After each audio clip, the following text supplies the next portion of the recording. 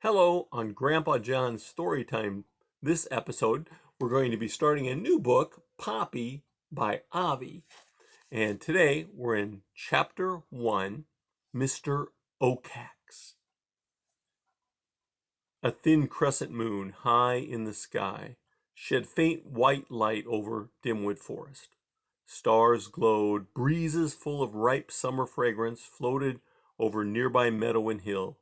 Dimwood itself, veiled in darkness, lay utterly still.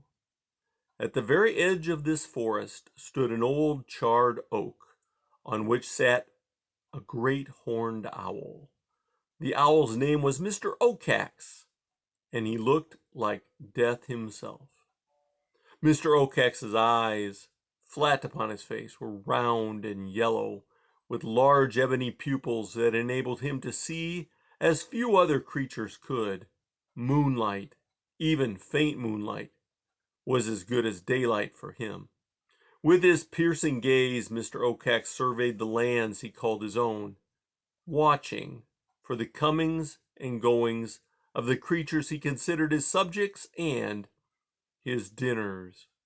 He looked at Glitter Creek, home to the fish he found so appetizing, the tar road, across which tasty rabbits were known to hop, Jay's Wood, where meaty chipmunks sometimes skittered before dawn. By swiveling his head, he searched the marsh for a savory frog.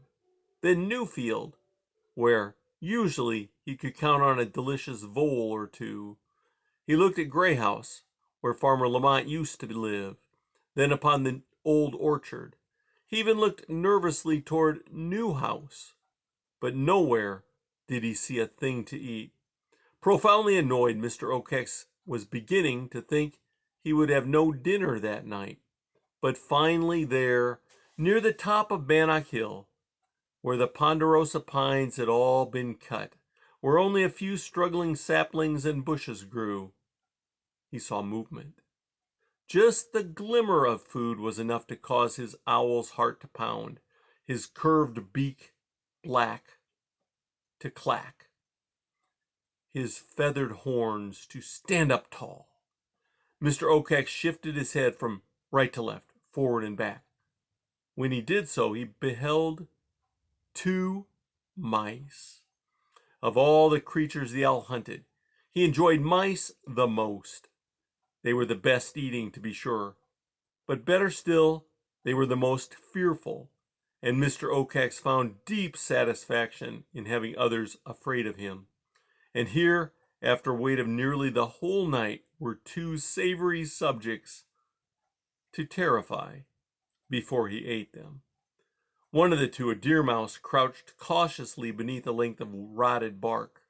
The other, a golden mouse, stood in the open on his hind legs, his short tail sticking straight out behind for balance. From his left ear, an earring dangled. In his paws he held a hazelnut.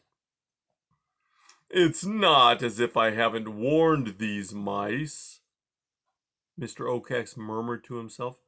"If they will move about without my permission, they have only themselves to blame for the consequences." He leaned forward to listen, his sharp as needle talons, 4 to each large claw, and jet black at their tips, cut deeply into the branch he was perched on. "Catching these 2 mice," he mused, "is going to be fun." On Bannock Hill, the golden mouse turned to his timid companion and said, "Poppy girl, this hazelnut is bad to the bone. Bet you see the sap there's more where it came from. Come on out and dig." "Ragweed," Poppy replied as she sniffed tensely in all directions.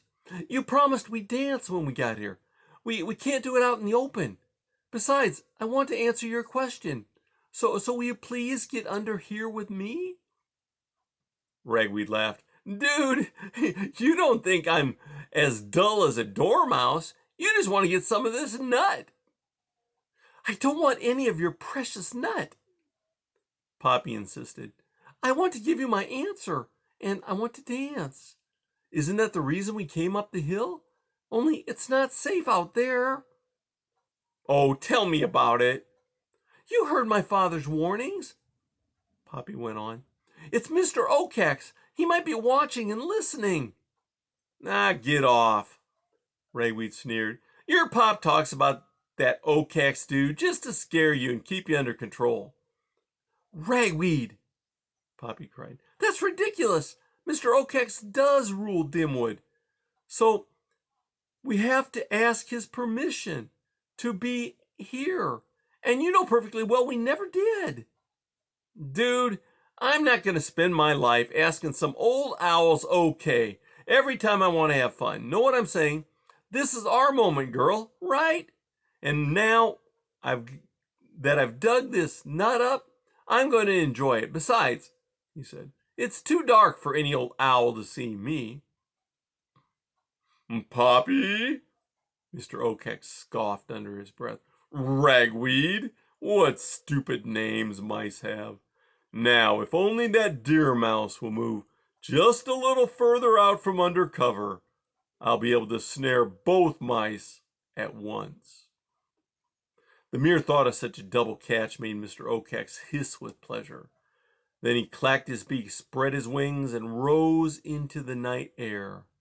As he circled, his fluted flight feathers beating the air silently. High above Bannock Hill, he looked down. The golden mouse, the one eating the nut, was still in the open. So brazen, so foolish. Nevertheless, Mr. Okax decided to hold back another moment to see if the deer mouse might budge. Ragweed, Poppy pleaded, please get under here. Girl, Ragweed said, do you know what your problem is? You let your tail lead the way. Poppy, hurt and wanting to show that she was not a coward, poked her nose and whiskers out from under the bark. Ragweed, she persisted, even as she began to creep into the open. Being careless is stupid. Her friend took another scrape of the nut and sighed with pleasure. Ah, Poppy, he said, you may be my best girl, but admit it, you don't know how to live like I do. Poppy took 2 more steps beyond the bark. Just then, Mr. Okax pulled his wings close to his body and plunged. In an instant, he was right above and behind the 2 mice.